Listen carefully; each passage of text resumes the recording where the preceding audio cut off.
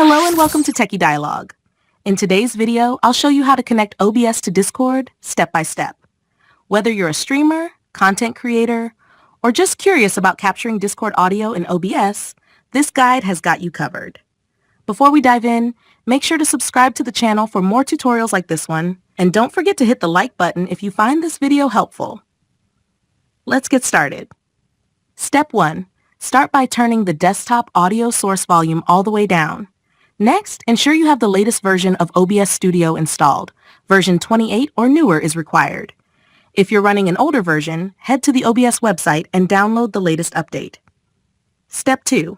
Once updated, go to the bottom left of OBS under Sources and click the plus icon. From the list of options, select Application Audio Capture.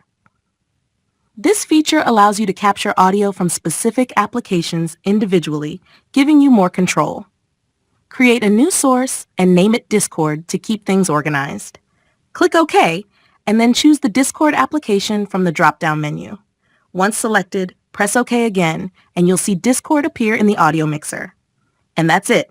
Thanks for watching, and I'll see you in the next tutorial.